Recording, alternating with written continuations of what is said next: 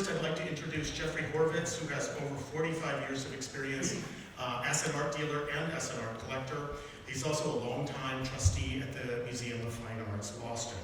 In the 1970s, he was an art dealer in Los Angeles, specializing in 19th and 20th century American and European art. In the 1980s, he started collecting what became one of the largest and most encyclopedic collections of French drawings, paintings, sculpture, and works produced between 1600 and 1850. For his contributions to French art, he has been honored twice by the French government with official commendations.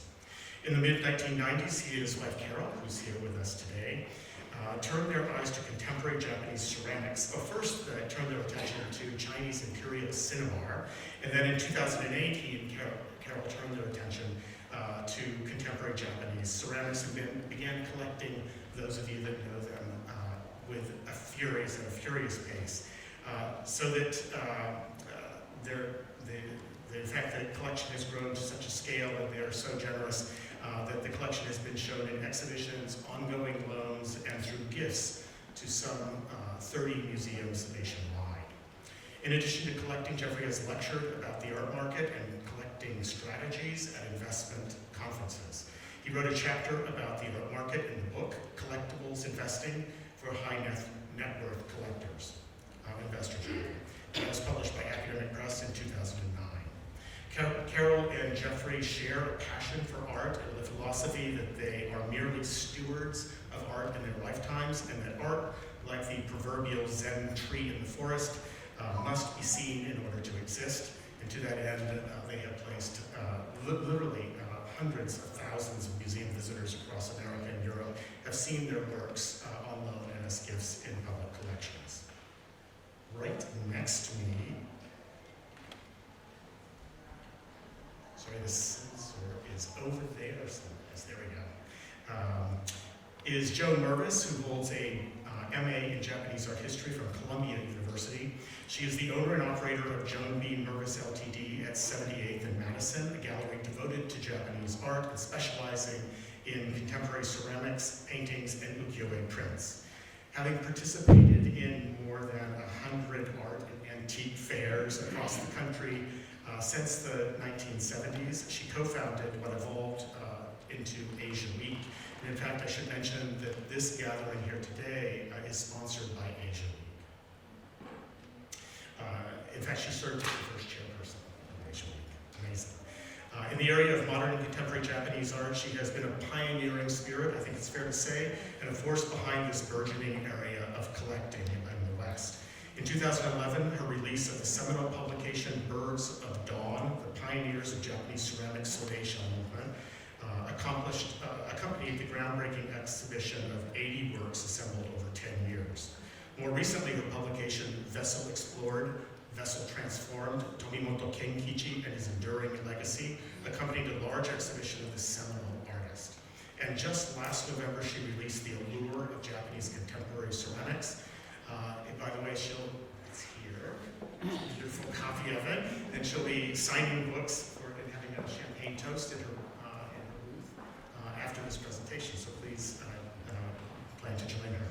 She's organized over 80 exhibitions of modern and contemporary Japanese ceramics at her New York gallery and at international fairs, bringing the work of celebrated artists as well as emerging artists to the attention of the American public. And as Helen mentioned, and apropos of our gathering here today, she's participated in the Winter Show for 40 years. You were 12. A little further down the line is James Lally,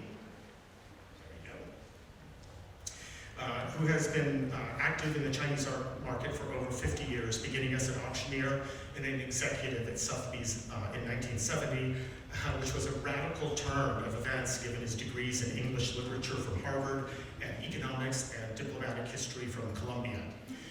Jim was the director of Sotheby's Chinese art department in New York and a director of Sotheby's Hong Kong subsidiary from 1974 until 1985. He was made president of Sotheby's in North America in 1984, but he resigned in 1985 when Sotheby's was taken over by Alfred Taubman. following year, he established J.J. Lally and Company, a gallery in the Fuller Building at Madison and 57th, selling Chinese ceramics and works of art, providing advisory services to private collectors and museums. He is renowned for his deep knowledge, connoisseurship, and fine eye, and objects that have gone through his hands now grace the collections of Chinese art at venerable museums worldwide. In the middle is Dessa Goddard. Dessa is Vice President and U.S. Head of Asian Art Group at Bonhams. She oversees all company specialists and consultants in fields of Chinese, Japanese, Korean, Himalayan, Indian, Southeast Asian art in America, and is the Senior North American Chinese Specialist in charge of acquiring consignments for the company's auctions in San Francisco, New York, and Hong Kong. Prior to joining Bonhams, Dessa was a research fellow in Chinese archaeology at the East Asian Art and Culture Research Institute at Tokyo University. She's a graduate of the Inter-University Center for Advanced Japanese in Tokyo, a Stanford University based program. And she was an intern in the Paintings and Calligraphy Department at the National Palace Museum in Taipei. She holds a BA in Art History from Northwestern University and worked on a PhD dissertation in early Chinese bronzes at the University of California, Berkeley, before joining the auction field in 1981. She travels and lectures widely throughout the United States on topics in Chinese art and has focused her recent research on the growth of philanthropy and urban culture with a specific eye to the history of Asian collecting in America. She regularly appears on PBS's Antiques Roadshow. And finally, at the very end is Christina Yu, who is the Matsutaro Shoniki Chair of Arts of Asia at the Museum of Fine Arts, Boston.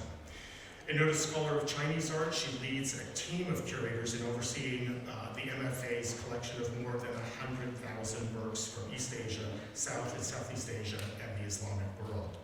Together, they develop special exhibitions and publications of Asian art and cultures, while also further building the museum's renowned collection. Before joining the MFA, Yu served as the inaugural director of the Pacific Asia Museum in its incarnation under the auspices of the University of Southern California.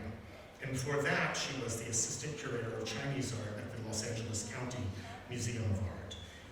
Christina was born and raised in China, holds a BA from Wellesley, an MA from Boston University, and a PhD from the University of Chicago. With that, you can see we have a veritable font of information sitting before you, but so I'm going to begin our questioning. And I'd like to actually begin with Jeffrey. Jeffrey, you are an inveterate collector, I think it's fair to say. Starting in the 1980s, you managed to amass world-class collections not only of French drawings, but also Italian drawings. But then in the mid-1990s, you broadened it, as I mentioned, to include Chinese Imperial Cinnabar, and then more recently, in 2008, your eye turned to Japan. Why the shift to Asian art? Well, essentially the problem is seating 4 chairs in from the left. You raise your hand. That's my wife, Carol. And as she puts it, I'm 2-dimensional, but she's 3-dimensional. Generally, I have had an interest in all sorts of types of art. So the fact that we collect in 3 areas is more a matter of discipline and opportunity than it is that I only like those 3, or that she only likes 2 of the 3. When we started, it was really a matter of thinking about what we could start with, and of course China was the logical subject. So Carol asked me what could we collect, and I said, well, let's go through the list. The problems of jade, even then in the mid-90s, being cut with holographic lasers. Porcelain was expensive the day it came out of the kiln, and relatively easy to fake. Ivory and rhino horn were clearly going to be a problem, etc. So basically we started with the one thing that was too tedious to make to be worth faking, which is carved cinnabar lacquer. So that's how that started. The second wave comes in 2008. Carol's walking from the UN from a conference and sees the window of Beatrice Chang's gallery. Beatrice right there. And becomes enamored of Kanto Sabusa's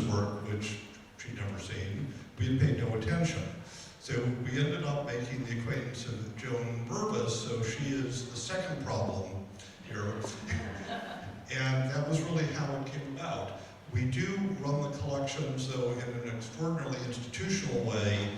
They have a long-term public purpose, and both the acquisition and the visibility is really very much informed by that.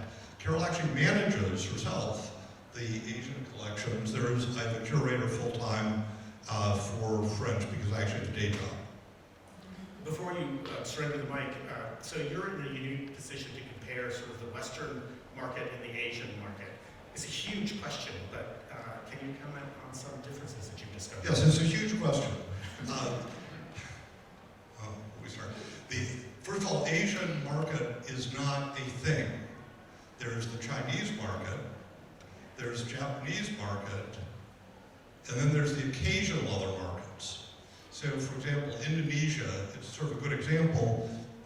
Indonesian 20th century and contemporary art market is extraordinarily correlated to the stock market in Indonesia. China is affected by a whole lot of things, but particularly the increase of wealth and the ability of Chinese to get around. Those are the macroeconomic drivers. Japan is sort of a steady state market, but the taste for Japanese has been declining in the West for pretty much everything except contemporary Japanese ceramics, which are really cool. Southeast Asia is just really a spotty backwater. Most of the dealers in Chinese arts even gave up dealing with Vietnamese ceramics. Western art markets are far more sophisticated, far more developed, and one of the key differences is simply the distribution system. The distribution system, meaning primarily auction houses and dealers, is vastly more developed, vastly more extensive, and art fairs, although those are proliferating in Asia, but fundamentally it will be decades before Asian markets, which is essentially China by itself, really catch up to that type of dealer and auction distribution system. Thank you.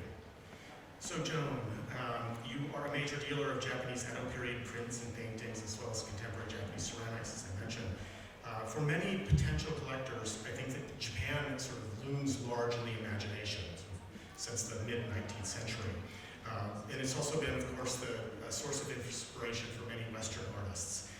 But it can also seem, I think, consequently intimidating and distant. So what advice would you give to a budding collector who's interested in Japan? Well, Japanese art in some ways is, I think, more approachable than Chinese art and Indian art, or I'm just highly prejudiced. And maybe we could have the first slide if you could do that. I prepared just a few slides to keep you visually stimulated.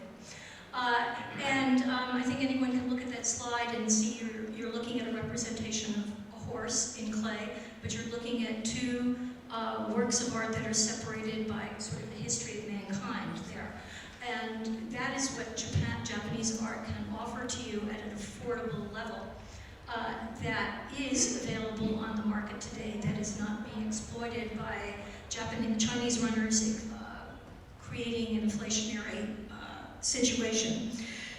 Part of the problem with Japanese art in terms of acquiring it is where do you find it? And one of the great things is that in March, coming up this week, there are almost a dozen exhibitors for Asia Week that represent every single facet of Japanese art that is currently available on the market at its highest level. We have 7 dealers specializing in ukiyo-e, Japanese prints. We have 6 dealers specializing in Japanese paintings and screens, and another half dozen dealers, partially who overlap with those other 2 fields, who handle sculpture, Buddhist material, and tea ceremony works. The best way to learn and collect any work of art is to see as much as you can, travel as much as you can, go to museums, look, and then go to venues where you can handle the art, talk to those who represent that art, maybe even talk to the artists if the artists are still alive, and become familiar with it both tactily, visually, and intellectually. And in that regard, over time, you will develop an eye and the comfort to have a relationship with those particular experts. Go to the next slide. Oh, that wasn't the first slide. Oops. Could we go backwards? What happened? There we go. Oops. The next slide I'm showing you two amazingly beautiful ukiyo-e Japanese prints. And unlike what Jeffrey said about the market for Asian art, I would argue that the market for ukiyo-e is an international market. There are collectors and dealers on virtually every continent, and it's been broadly collected for 100 plus years, 120, 30 years. So it's a fairly sophisticated, very narrow market with very savvy collectors and museums. But I will tell you, it's actually a good time to buy in that particular field. We're going to have a couple of very great shows coming up in March, because many of the collectors have passing on and retiring from the field, and museums sort of have everything already. I think the Gale collection alone is, I don't know, I 1,000 don't know that a prints. curator will ever say that they have everything. Yeah, but the museums are not as active players as they were in the 1970s, so it's a wonderful time for that field. And the next slide I wanted to show you is what can happen when you have creative curatorial interest and expand the field of vision for the visitors to a museum. Oh, I see, it's running my fast phone. Okay, could we go back to the other slide, please? And you have a view of a beautiful life-size cast of a particular artist, Kondo Takahiro, and you see how Matthew has brilliantly installed it in the Buddhist art gallery, not in the clay gallery, not in a Japanese art gallery, but in a rightful point of presence surrounded by Buddhist art masterpieces from all over Asia. And I have to just throw in that as you're consulting with people, please don't leave out curators. They live to talk to you. You are their tribe, somebody else who's interested in similar material, so please do reach out. Jim, you are a major purveyor of all manner of Chinese art, including ceramics, bronzes, jades, objects from the scholar's desk, and sculpture. What are some of the present opportunities for collecting Chinese art, and would you advise a potential collector to focus on a particular area or play the incredible field of Chinese art? Well, I think that it is desirable to collect whether you have a strategy first or it develops over time. And there's no need to set up your focus at the instance of starting to have interest in Chinese art. But inevitably, you will need to focus. It's not possible to cover 5,000 years of creation in dozens of different media and have any meaningful grasp of what you're dealing with in the time that's allotted to us on this earth. So that it's important to focus. And I think all of my colleagues here would agree on that. Whatever subject, the more you get into it, the more you get out of it. The process of collecting is a process of finding and selecting and refining. And that in itself demands a focus on what you decided to select out of the market. The market is constantly changing, and as Jeffrey mentioned recently, just a moment ago, the strength of the Chinese economy and the strength of the Chinese buyers has revolutionized the price levels in the Chinese art market in most categories. But even in that kind of situation, it doesn't take a Rothschild to find a beautiful object at a reasonable price. The collecting prices, the prices paid by collectors and museums are driven by many factors: scarcity, beauty, importance in history. But the most important factor determining price is fashion. We could be here 100 years ago and a Chinese art dealer would be telling you that famille noire porcelain of the Kangxi period is the best thing in the world, the best thing China ever did. At that point in time, that was the fashion.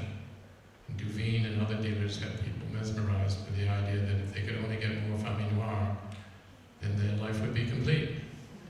I think we've progressed to learn more and more about Chinese art over the years, and particularly we've learned more and more about China. We've learned how to look at Chinese art in the way that Chinese scholars and Chinese collectors have over the years, over the centuries. I think collecting is more highly developed in China in the early days than anywhere else in the world. And that's why the Emperor Qianlong is the great hero of all Chinese collectors living today.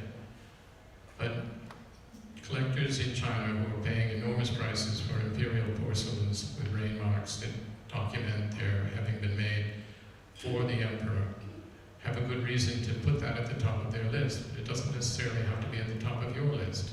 You could look into, as Jeffrey has, look into lacquer, which is not as spiky or as tremendously expensive in the market today.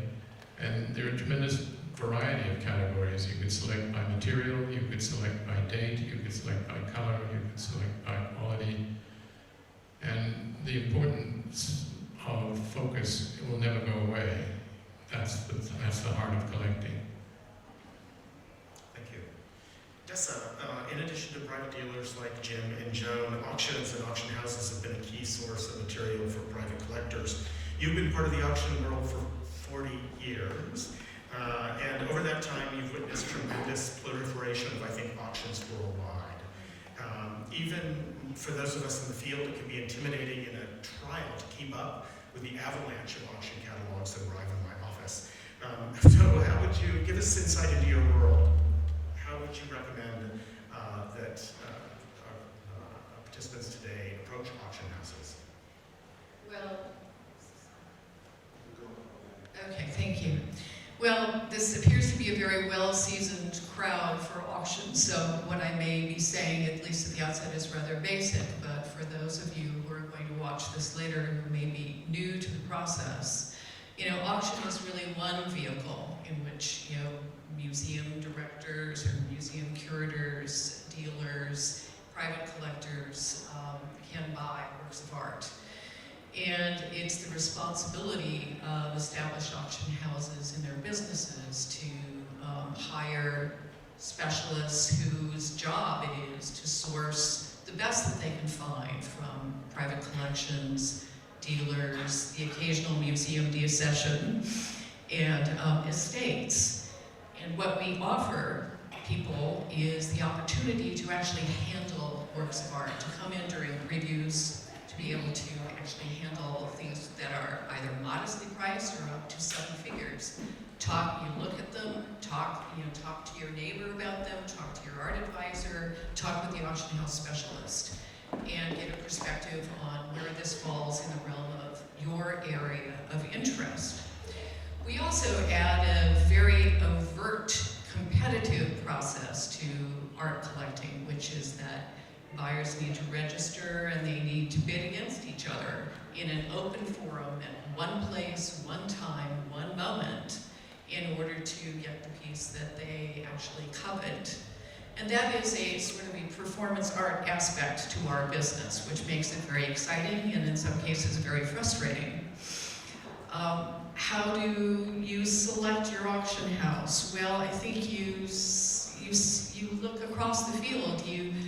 It's important to buy from auction houses that have established and seasoned specialists in their department. I think they'll give you the best advice. And how do you access it? The internet did not exist when most of us were starting out in the field. And now it provides incredible access for information as to when auctions are occurring, what's in them, what's the content of their catalogs. And through perusing all of this, you can then make your decisions as to whether or not you want to attend an auction, which we all highly advise because there's nothing like handling the object in your hand, or sending a seasoned representative to look for you, and then making your choice and then deciding to bid online. So those are all vehicles through which you can access the market. I do have to say that most auction houses, particularly international auction houses, sell on a regular schedule because they have various sales in multiple departments, and they have to plan their years to meet post-war and contemporary week, or impressionist week, or all of these various fairs that have come together at particular moments. And so if you are interested in finding out when these all occur, you can, buyer beware, sign up to receive notifications from auction houses, which we're very happy to do if you opt in, but you will be inundated with information about when the things that you are interested in come up. But, you know, Asia Week New York 2020 is a big case in point, because there the New York-based auction houses, you know, put together their sales to coincide with dealer exhibitions, with museum events and openings, and create this marvelous opportunity. And this year there are going to be 18 lectures given by people in niche markets throughout New York in that period of time. It's a marvelous opportunity for collectors to come learn and buy, of course, some of the best things that are currently on the market. Christina, whereas private collectors can follow their hearts and tastes in collecting, the same is not always true for curators and museum directors. Give us some insight into the process and how collecting works within a museum. Well, first of all, I want to say that actually, this panel will represent very different, represent different aspects and the different sectors of our world, but we all live in the same ecosystem, and we all support each other, right? Museums represents, in a way, non-profit sector, but we also work with dealers, with collectors, and with auction houses and scholars, and I think we actually, in a way, all supporting each other.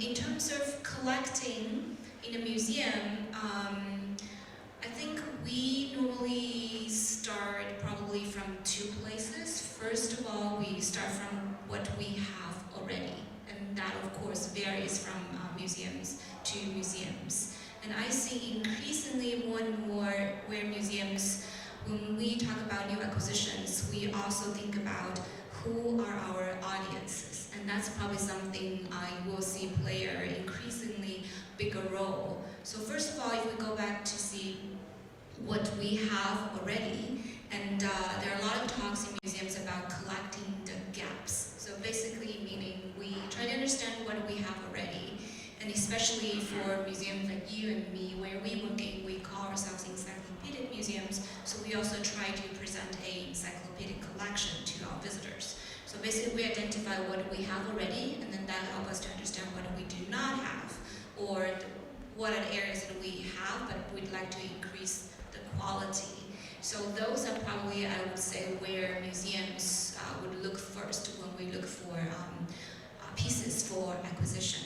And another big part is really the audience. And that's actually a little bit similar to what Jim was saying earlier, that audience is changing. Probably if we look at the private sectors, the taste is changing, but I think in the museum sector it's more like the expectation of our audiences are changing. So when we collect new pieces, we also try to imagine if this piece comes to the museum, how we can display it, in which room, together with with which pieces, and also what are the stories, and if there are new stories we can tell. So I think that's probably in a way, the main difference between how a museum collects and how private collectors collect. Jeffrey, in addition to being a formidable collector yourself, you're also lectured about collecting art as an investment vehicle and at investment conferences. What advice would you offer to collectors who are worried about their art purchases diminishing in value over time? My best advice is just don't collect it then. I wanted to do an entire lengthy lecture about the change of taste over time in multiple fields. I have done talks, including at the Federal Reserve in Boston, to primarily economists who were shocked to understand how the art market worked. So to understand about the subject is actually quite complicated because taste changes. So furniture that was valuable, American 18th century furniture, English 18th century furniture, known in the trade as brown furniture, has become virtually unsaleable except for the most fabulous pieces, which is very rarefied. But if you think about this from an investment point of view, the real central problem in the short and intermediate term is transaction costs, which have converged more or less to similarity in the auction markets as proxy. So you can consign to a dealer if you want to sell, but they have a lower commission rate often, but they have a much narrower field of potential clients. The auction houses have a higher commission rate, but a very wide range of clients. But here's the basic math. If you're basically a retail customer selling one or two things periodically, the seller's commission is about 10% plus various cataloging costs that show up late in the contract as you get to it. The buyer's commission is 25% up to various numbers, now up to about 200,000 or more. So what that does is, it means that of the gross, it's a huge middleman take. And what I told the economist at the Fed was that if the stock market had transaction costs like this, there'd be no trades. That's only the buy side. If you're thinking you're investing in it, you have to buy it and you have to sell it. Then comes if you have a profit. The actual tax law is that if you're just a collector with no investment purpose, any gain is at the ordinary income rates, but cannot be offset by any losses. If you're deemed to be an investor, and it's a sort of vague and complicated topic, then you can offset it, but the long-term capital gain rate, unbeknownst to even sophisticated collectors, is 28%, not the 20% plus the 3.8% Medicare surcharge. So if you're a dealer, you can offset all your expenses, but your sales are all ordinary income offsetting that. And if you have dealer inventory, you can't donate for any more than your cost. So if you're getting the picture now that the round-trip transaction costs are so large that it takes an extraordinary run-up in market value just to break even, or you have to hold for a very, very long period of time, which does sometimes work. And you have to be sensitive to the vagaries of taste. So whereas people used to furnish their homes in 18th century French, in the 1950s that was the hottest style, now mid-century modern. 50 years from now, I can guarantee you, it won't be mid-century modern. So you really have to be in the market constantly to stay up with these changes of taste and understand that your net actually is going to be much less than you might think. On the other hand, things like we collect the Japanese contemporary ceramics are so inexpensive by art market standards that you get a lot of pleasure for what you spend. Old master drawings to some extent are like that too. Not at the very high end of the market, but pretty much the middle and below. So you can buy really wonderful things, even Vietnamese ceramics. Wonderful things, not a lot of money, as to not losing or making any money, forget about it. The intangible pleasure of it all. So Joan, with the bursting of the Japanese economic bubble in early 1990s, I think the Japanese art market cooled considerably. The top things still go into the stratosphere, but everything else slowed down, I think it's fair to say. What are some of the opportunities that you touched on it a little bit earlier, but what are some of the opportunities that you see now? Well, if we could have the next slide. So, just to preface what Jeffrey just said, I was talking to a colleague of mine who was a renowned folk art dealer, a renowned folk art dealer. I won't mention his name, and he used to be a neighbor of mine at this fair.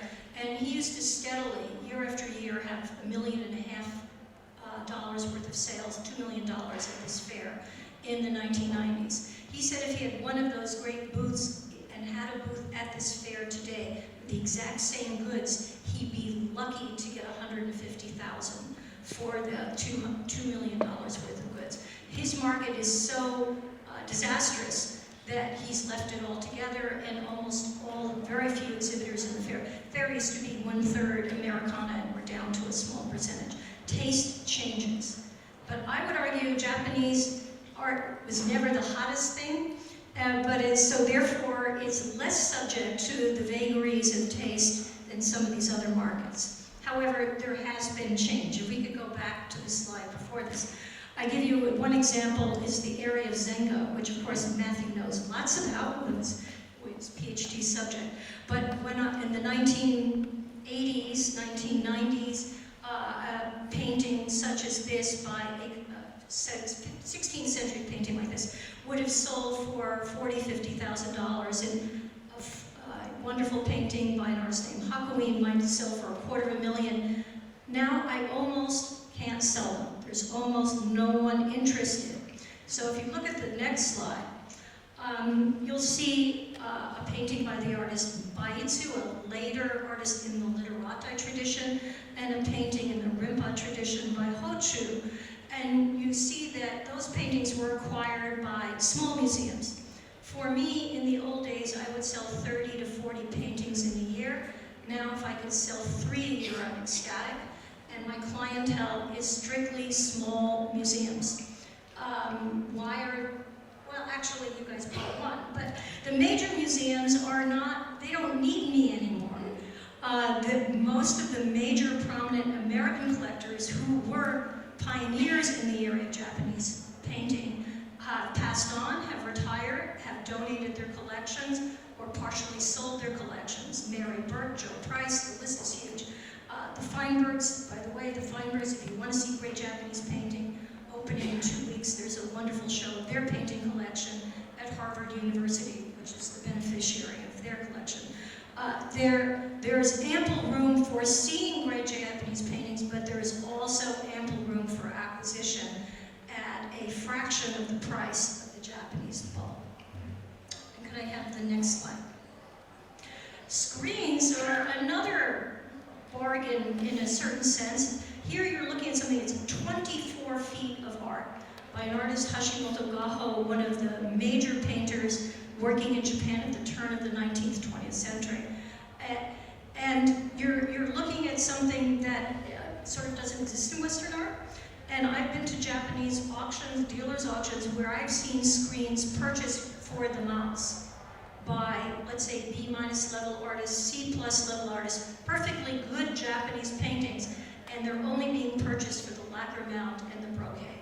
So even if you have a modicum of money, and let's say you want a pair of screens by an artist, let's say by Ippo or a mid-19th century painter, you can buy a pair of screens for $10,000 or $15,000 that would have been $250,000 not so long ago. Japanese painting is maybe the best bargain out there. I don't know if my colleagues would agree, in the Asian art market today. Part of the reason I think for the decreasing value of screens, or at least the lowering of the prices, as Japanese move from traditional homes into tiny apartments, there's no place for these works of art. It's a problem. So Jim, part of the art of collecting in any field has to do with connoisseurship, and or that is being able to discern a great work of art from a mediocre one, or an authentic work of art from a spurious one. I think that I think this particularly fraught area of discussion in Chinese art, but how might someone who's interested in Chinese antiquities think about the risk of acquiring marginal or even spurious objects? Well, there's no doubt that there is a long tradition in China of copying works of art over time, and there's even more activity in any market when the prices go up dramatically, as they have in the last 20, 30 years. And discerning the difference between the real and the fake is really the heart of collecting. It's really the centerpiece of what needs to be taken on as a challenge and enjoyed as a challenge.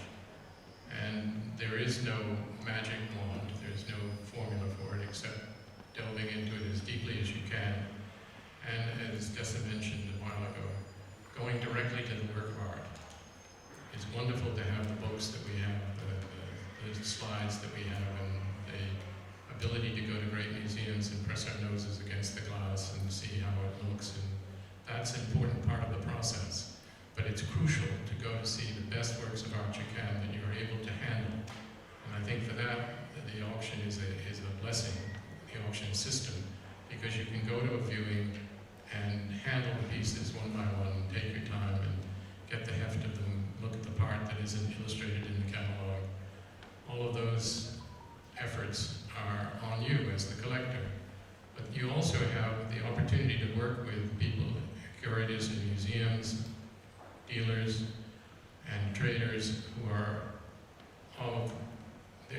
living 24 hours a day.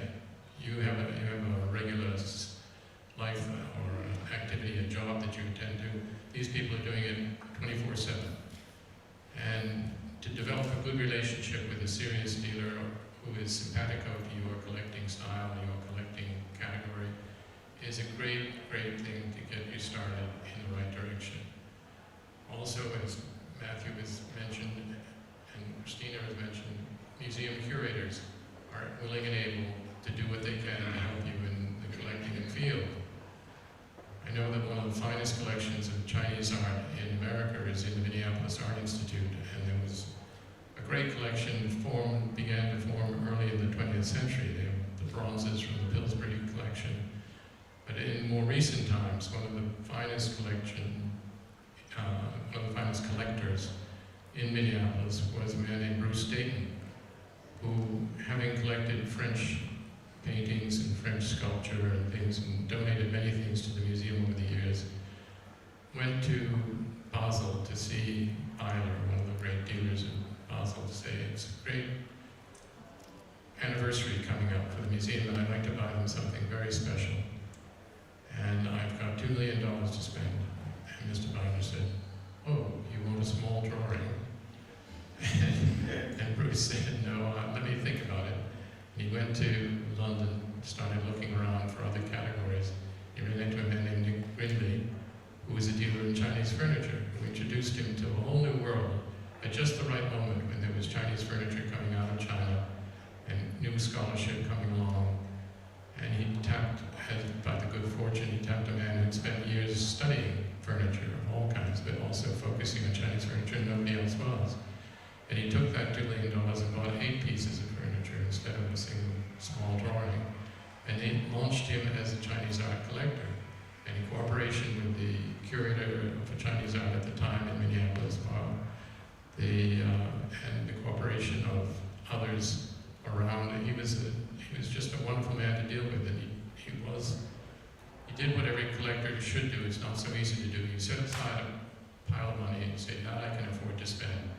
And then that's the only mathematics you have to do. You then go on and buy with your heart. But if you can buy with your heart with a little voice over your shoulder saying, no, you can get a better one. Oh, wait, don't you know it's restored? That's even better. And that's why you need a good relationship with someone who is on your wavelength, that you can have a dialogue with. And I think that's the best way to go. Thank you. You know, I can't emphasize enough the willingness of curators to talk to you, but you should know too that, curators devote themselves to this material 24/7. They also don't know everything. And trust me, when they're considering a work of art, they reach out to everyone that they know, in order to make sure that they're getting quality material. So don't be shy. We're here to help. Christina, in the museum world, perhaps even more so than among private collectors, is an increasing emphasis on provenance, the thorny issue of provenance, especially to align with the recommended guidelines of the American Association of Museum Directors. What advice would you offer to our audience today about provenance considerations?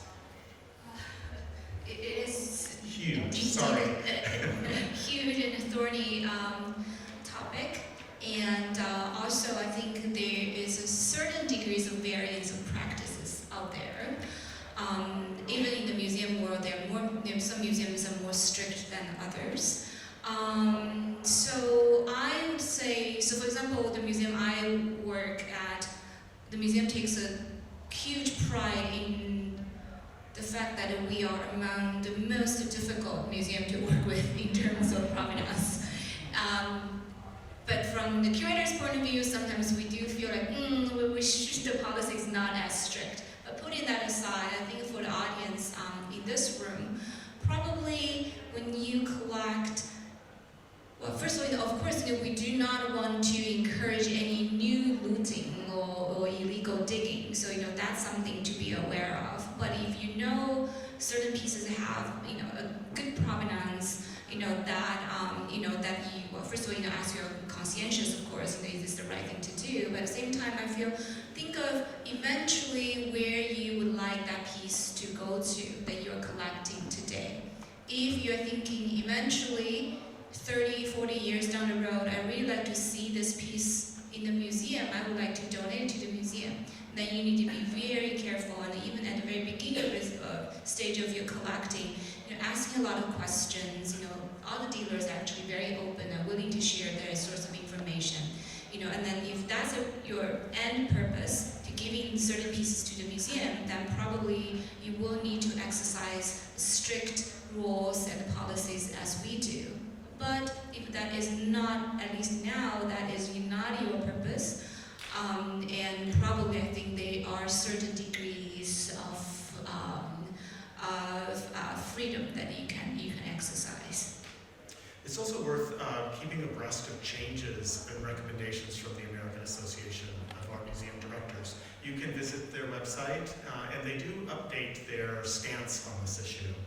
In 2013, for example, they established, I think in 2006 or 2008, the Bright Line of 1970. So archaeological material would need to be out of the course of the country of origin by 1970, at the occasion of the UNESCO agreement, or exported legally after that with proper documentation. But in 2008, 2013, they revisited that guideline. And if there's a paperwork trail, for example, where an object had been previously promised to a museum and it was documented, it can now enter the collection according to those recommendations. And right now, the directors are meeting, you can tell this is near and dear to my heart, the directors are meeting in Atlanta for their annual meeting, and they're taking up the issue of orphaned objects, that is, objects that don't have provenance, but on the other hand have not been claimed. They can't enter museums. People don't know what to do with them, but they're considering this in a special category of unaccessioned objects that can enter museums' collection while further research is done to discover the provenance. So some opening of the doorway to deal with this tremendous number of orphaned objects, so-called orphaned objects. So Tessa, in the last 10 years, we've seen unprecedented growth and dominance of Chinese buyers in the Asian art market. What advice could you give new collectors who want to participate but feel they don't have a chance to create a good collection amid such steep competition?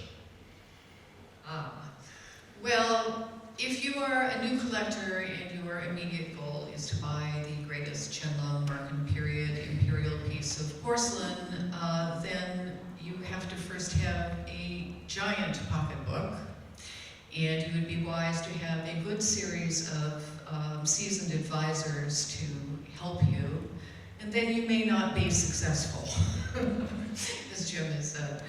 However, China has a long, lively, and sophisticated history of collecting and revering their own art. And so you have seen this dominance over the last 10 years when travel, when you have seen this rise of millionaires and billionaires, and also the loosening of travel restrictions, where Chinese buyers are dominating the market in these important areas to them that are hot on the current market. However, most new collectors don't have such lofty ambitions when they start out, and there are incredible opportunities really to buy in the area of Chinese art. According to recent sources, Chinese art has the biggest volume of works of art in the world on the market. And so if you look at this and you get good advice, there are many, many opportunities to be able to sit down and figure out what you like, get good advice, train yourself, educate yourself, both intellectually, yes, but through hands-on, handling of the works of art that you think you want to own. Also looking for opportunities to buy, and then buying what you like and the best that you can of that particular category that you can afford. And that is really what makes a enjoyable collecting experience for you as collectors and for for us, those people who are trying to advise you. And as many of us have said here already, you have to keep in mind that markets fluctuate. I think all of us here over the decades have seen the rise and fall of certain areas of collecting. Jones referred to the Japanese art market. Through, these fluctuations occur because the market's driven by certain collectors who are after a particular piece, socio-political, economic conditions, and things that were hot. 10 years ago, 5 years ago, even last year, or momentarily, become, the market cools off. And then there are opportunities, if you're vigilant, or if you have someone who can advise you to be vigilant, or is vigilant, for you, to take advantage of opportunities to buy. As Jonas referred to, the Japanese art market presents many opportunities for buying in the area of, classical, modern, contemporary ceramics, bronzes, paintings, sculpture, etc., as do aspects of Indian, Himalayan, and Southeast Asian art. It's just a matter of taking the time, being focused, and educating yourself. On that note, Jeffrey. Yeah. I'd like to have something maybe in a different way to explain the theme that I sort of hear going through this in a different way. America's not unique in this, but a little bit unusual in how extreme Americans view almost anything through the eyes of money. Quality equates to money. Status equates to money. Intelligence equates to money. Everything, more or less, equates to money.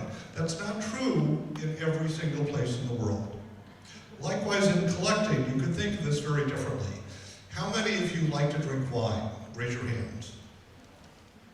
Not as many as I thought. Anyway, I'll use the analogy anyhow. You got to dinner to a good restaurant in New York. Mid-price bottle of wine now is what, about $150.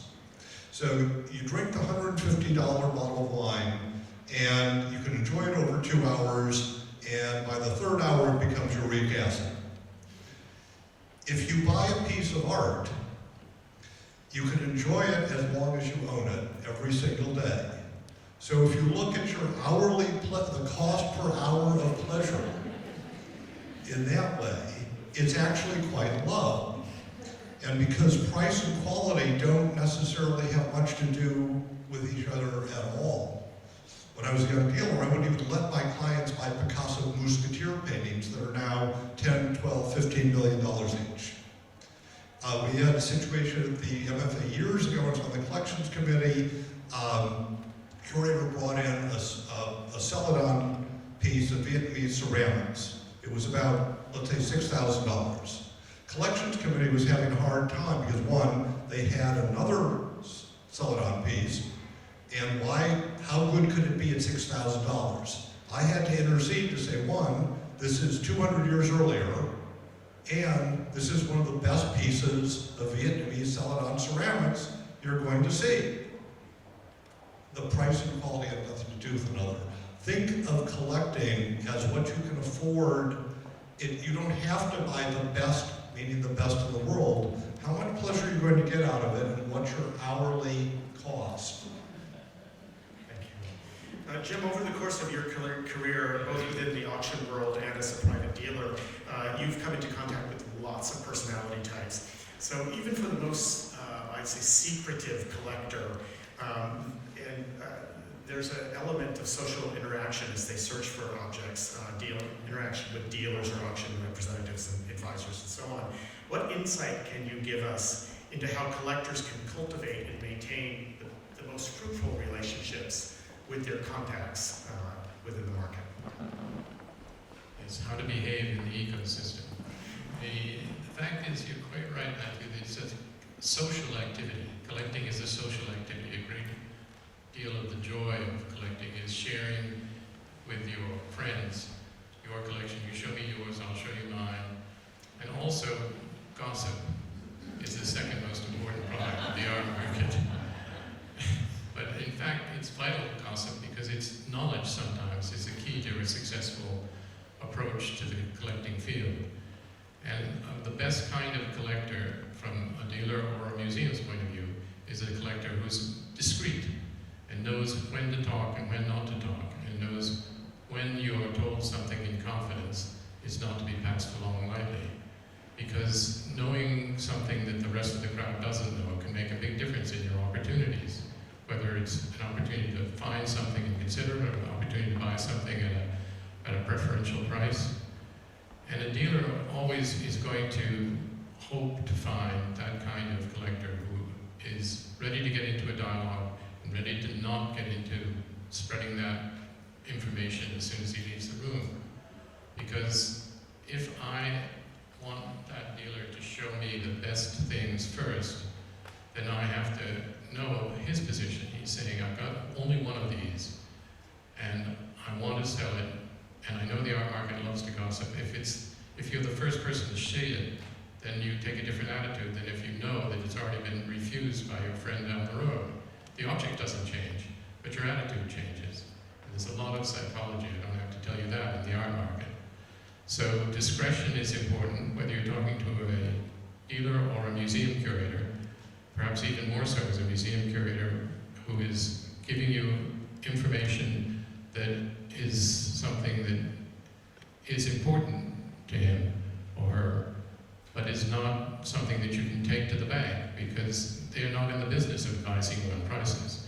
They're talking about the history or the quality or the importance of that work of art. And that's something which, again, is a matter of opinion, but if it becomes something that you're going to be repeatedly going back to that curator, then you have to know it's a two-way street. They have a right to expect some contribution on your side, whether it's monetary or works of art, or remember me in your will. So that it's a social exchange. And collecting thrives when you get collectors together. And although we've heard all this afternoon about the fact that there are more and more people collecting Chinese art coming in from China with great resources, that is both a blessing and a curse. It's a curse because the man beside you may have more money and may outbid you, but it's a blessing because the rising prices bring more and more material on the market. We've never had more material coming out available to collectors and museums than we do now. Entire categories. I mean, who did you know that was collecting bamboo carvings in 1960? Who did you know that was collecting signed works of art by imperial jade workers in the 1960s? Well, I know James Watt was doing both of those, and he could do it for pennies in Hong Kong, and he knew how to do it. And his knowledge is so crucial to a number of collections in America. And that is something that you can have the joy of participating in. Just as Jeffrey said, count how many hours you've had. The fun of it is just as important as the beauty and value of the work of art. Thank you. Joan, you count collectors and museums among your client list, but you also maintain, I think, really excellent relationships with living artists. Talk to us a little bit about that dynamic. Pleasure. That's the fun part. Could I have the next slide, please? Sometimes I have a large number of artists with whom I work, and question related to that is how do I find them first before I introduce them to my clients. So this is a fun story. Sakiyama Takayuki, and those of you who know me know I've been representing his work for over 20 years. But how I found him was total serendipity. Sometimes you're in the right place at the right time. And I was with my husband Bob, who's seated here tonight, killing time to go to a movie. And I went into a small shop in Ginza, and there was ceramic plates that looked interesting, and I had a conversation with him. I'm not interested in plates, but do you do anything large? And he showed me some pictures, and I looked at these pictures, and the stuff looked great. And so Bob and I went traipsing off 4 hours away from Tokyo, and we literally took out a hose and we started cleaning off the works that were in the backyard, because he had no room for these works in his home, and cleaning out birds' nests and the cat who was living in one of them. And she just left, and the first piece that was acquired by Amy Poster, who was sitting here, who was the curator of Asian art at the Brooklyn Museum. The second piece, if we can go back again to that slide, was a sort of, this piece was acquired by the Metropolitan Museum, but it was acquired also in a very circuitous way. Mieko Murase came to my home to look at things when she was a consultant to the Met. She was my former professor at Columbia, and I was showing her some screens and paintings, and I wasn't up to her level at that moment in time. And she's looking at this pot that's sitting next to it, and she said, "That's great, I love that. I have to have it for the Met. How much is it?" And I said, "It's 4." She said, "I'll get back to you. I'll get Mary Burke to buy it for us. Don't worry, don't sell it." And within 2 days she came back and she said, "I got the money. I'll send you the 40,000 right away." I said, "No, 4,000, not 40,000. And so of course it ended up at the Met, and the next Mary Burke exhibition of beautiful Buddhist sculpture, ancient ceramics, Japanese paintings, Japanese screens, the design department at the museum decided that the poster should be this Sakiyama Takayuki pot for that exhibition. And the fun part was that Mr. Sakiyama came to New York with his mother, who was in a wheelchair, and we had to pose in front of every poster with his pot in the elevator, at the escalator, all over the museum, so that they could revel in the joy of seeing his work not only displayed in the museum, but being considered a work of equal caliber to these other important ancient, or what people might have called fine art. Can we see the next slide? A similar story was my experience, and the Horowitzes were with me, when we were traveling as part of a tour. One way that I've introduced a select number of collectors to the wonders of Japanese contemporary clay is bringing them to the clay itself and encountering the artists and meeting them, which brings a different level of understanding and camaraderie, and even just that wonderful memory of the time and place of being with the artist. In the case of this young artist, which now you're seeing one of her works in the Horowitz's home on the top left. We were in the town of Hagi, which is a part of Japan on the backside of the main island of Honshu facing Korea. And we were at the museum, and the director said it was taking us around. "Oh, we have this show by this new young woman, and she won a prize, so the prize is the show." So the doors are, and he was indifferent. He sort of shrugged and hoped we didn't mind. We opened the doors, and all of us, collectively, it was an oh my God moment, and women, American women screaming at the top of their voice, "Is it for sale? Can I get it? Can I buy it?" And it was one of those eureka moments that's very exciting for that museum director, for the artist who we then met later, and we were able to buy half of that show. And thanks to the Horowitz's generosity, many of those pieces are now in the collections of American museums. And this piece that you were seeing before had pride of place on the balcony at the Metropolitan Museum for the moment John Carpenter put it there. And I can't tell you how many times in a week we get an email from some person unknown who took a picture of that piece and now wants to buy one, and they plug in her name under Fujikasa, and out comes my name, and they want one, and they can't have one. Her work is very painfully slowly created. Yeah, thank you. We've reached the end of our formal sort of questioning, or my questioning, but I wanted to open the floor up for your questions. So I think that, well, absolutely. I'd like to just tie again, think briefly from Joan and from Jim about collecting. When I was a young dealer, I came up with a simple way to think about what to buy. Not simple in implementation, conceptually. Probably many of you had basic set theory in junior high school, middle school. The circles, so the set of something is depicted by a circle. So imagine that this is what I told my client, and we still do this today. Imagine the set of all the things that you like. Imagine another circle, all the things that are priced okay. Imagine a third circle, all the things that connoisseurs, experts, etc. think are very good. By the intersection of those three sets. The second, it's very simple. If you always use that discipline, you're not going to go far off. Sort of the backup to, or the way to get there is another set of three things. LRT.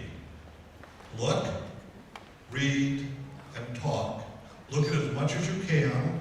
There's a type of cognitive exercise that develops your eye I think it's true. My academic background 4 years ago was actually graduate study in psychology. That you practice looking by looking a lot. And it sort of develops what's in your visual memory. 2, read. Read as much as you can. If you can read in Chinese or Japanese, that's great, but there is material in English, French, etc. 3rd, talk. Talk to who? Talk to dealers, talk to other collectors.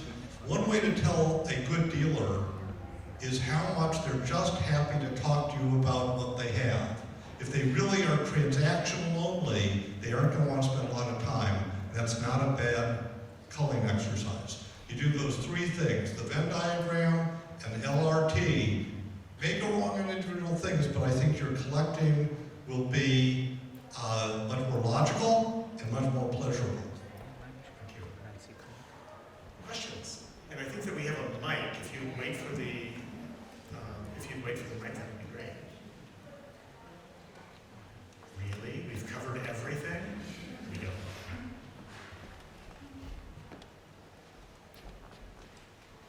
Somebody suggested to some of my relatives many years ago that works of art that leave Japan are no longer desirable to Japanese collectors. Is that true? Nope. I think some of the highest prices ever paid for Japanese art have been at auctions here in New York and by Japanese buyers. Fair? Maybe you're referring to like Japanese prints that were exported from Japan in the mid-19th century by the bushelful and not respected as fine art. And only in the 1980s, when prices became much more augmented, were they then alluring to Japanese buyers. I think there's also the case of it's the reverse of actually what you're suggesting. There's a certain credibility when Japanese art has been recognized by Westerners that it becomes popular in Japan. It was true with ukiyo-e prints and paintings, but certainly true with contemporary ceramics. What is the current position of museums in the acquisition or acceptance of donations of objects made of ivory? Yeah, hugely problematic, actually.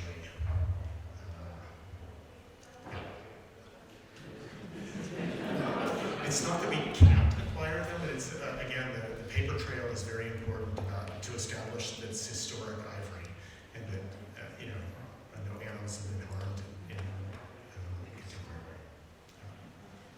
Yeah, absolutely. Just adding to that, there is absolutely no say anything ivory that we cannot accept, but the challenge is to establish and convincing the authority that these are ancient ivory. These are not new approached ivory.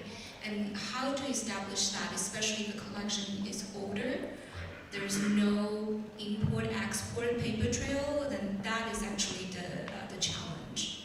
And the law goes even beyond the object. It has to be examined to make sure that it's never been repaired with contemporary ivory as well. Sir? I guess this question goes to Jim. How has the recent back and forth about trade issues between the Trump administration and China and back and forth, how has that affected import-export of Chinese art, or has it affected it? Yes, it has affected it.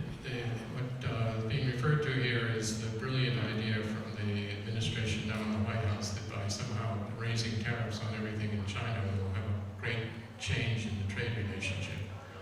So far we're still waiting for the second shoe to fall, but what has happened is that the instructions were given to the U.S. Trade Representative to raise tariffs on everything, anything that begins with the letter C.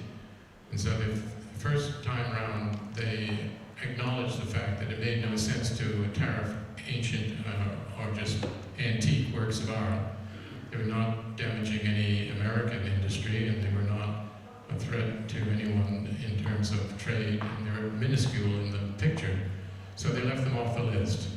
that wasn't good enough for the dollar. Now they had the next day round, the next round, they put them on the list, and now there's a 15% import duty on any Chinese object, whether it's antique or ancient or not. And all of the works of art from all other countries in the world enter the United States free of any tariff. But by adding this tariff, what has happened is that it stops people who are in America from having access to the international market. And that undermines the plans of some people who had already bought things, or whether they had or not, or they just had it in their house in London and wanted to bring it back. It doesn't matter. The fact that the object is being imported from Paris or London or Tokyo, it simply stops the business dead in its tracks. And people say, well, I'll tuck it away and hope that sanity returns one of these days. But at the moment, it's a very quiet time in Chinese art because of the difficulties that they're encountering in the demonstrations in Hong Kong and the restrictions on capital being taken out of China. All of these factors have changed the market to hit the pause button right about now, which is unfortunate for me, but could be a good moment for a collector, could be a good moment for someone in America who doesn't want to walk away simply because it's become more and more difficult, more and more hurdles put in its way. And we don't know when, if ever, that tariff will go away. People assume it'll go away when they settle the next round of talks with China. It's possible that it will be cut in half in the next month or two under talks, but I've not heard anyone talk about eliminating it. And it is a very damaging factor for museums and collectors. You might see something coming up at Hotel Drouot in Paris. You have to add on 15%. That's a whopping big addition. It puts you behind the eight ball with everybody else in the market having a 15% advantage on you. So it's a damaging moment for us. Maybe one more question? Down here in front.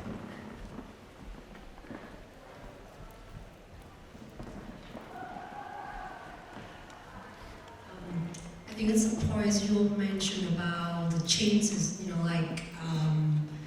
the taste for Asian art has changed over time. So could you maybe elaborate a little bit more about that? Like, what exact changes have you seen over the last, say, 10, 20 years? Does it have anything to do with the digital revolution that we are experiencing? And do you have any predictions, for the next 10, 20 years? Second question is, in order for an object to be sellable, do you have to buy it from auction houses, galleries, or reputable dealers? Or for example, let's say if I go to an antique store, a local antique store, and I buy something, will I be able to sell it, in the future? Is there anything that I need, to show proof of, I don't know, certificate of authenticity or something to sell it? Good Thank you. questions. Anyone? Well, I would say that on your second point, first of all, which is, if you buy something from a local antique store, can you then sell it? It totally depends on what you've purchased. We always like to use the 4 thoughts of quality, condition, rarity, and provenance as a guide for collecting and also for selling, at least not only at auction, but I would admit for, say for collecting, private collectors and dealers as well. But if you have a good object, and it does not have provenance, then it comes up to how good is it, is it a desirable object, et cetera, et cetera. And I think auction houses and dealers sell things without provenance if they meet certain market criteria. So, a lot of art doesn't have that documentation. On the first part of what trends, I think we've just all seen so many that, the 80s were the period where Japan was, #1. And then we saw this change in the early 90s. You saw a big Tan Sansai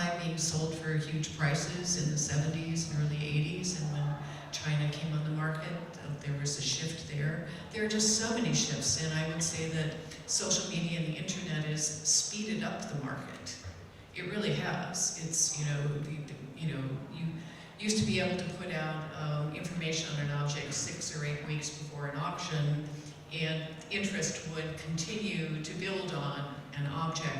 Now, you have to be more strategic, because it could become yesterday's news immediately, depending if someone else eclipses it. So social media and the internet have changed market taste. They've exposed the market to so many now factors. One thing I wanted to point out about social media and the internet is, there are a lot of opportunities and, encouragement to collectors to go on chat rooms and find out information on the internet. Please, always, it comes down to consider the source. Consider whether or not the information that you're getting has basis in fact. Because there is great information out there, and there's a lot of disinformation. So it all comes back to being, doing your due diligence when you read about, information that you see that's not been vetted. The same is true for purchasing on the internet. That's right. Photography can make every object look fabulous, so it's really necessary to see them in person. I think it's also true that the market has often followed the economy. So during Japan's bubble economy, Japanese art, it's no surprise, reached very high heights. With the Chinese economy coming up, the first object I bid at an auction as a young curator in 1990 was a Korean 18th century lacquer box. And the top end of the estimate was $15,000. I was very proud that my director approved me up to $18,000, and it sold for $500,000. So clearly the Korean economy was moving along. So it often is related to that. But even within an economic boom, there are areas that might not nationalistically be of interest to collectors. So I think now, I think it's probably true, Jim can agree or disagree, but early on, Chinese collectors were not so interested in Ming-Chi tube material. They were interested in Qing and Ming porcelain, for example. Now I think they're interested in everything, and at least for a long time, they were not interested in archaeological material. I would strongly recommend you not depend on the relationship between macroeconomic conditions and the behavior of the art market. I started as a young dealer just at the time of the oil embargo in the 1970s, which brought the art market to a screeching total halt worldwide for a variety of reasons. The last big recession, there was a sort of flight to safety, and it was perceived that art was maybe a good bet. These things don't have close relations, and if you think of, well, you wouldn't necessarily know this, but gold is actually not correlated with inflation exactly. What gold is partially correlated to is supply and demand. Like when India is booming, India consumes an enormous amount in jewelry. So it's a supply-demand function.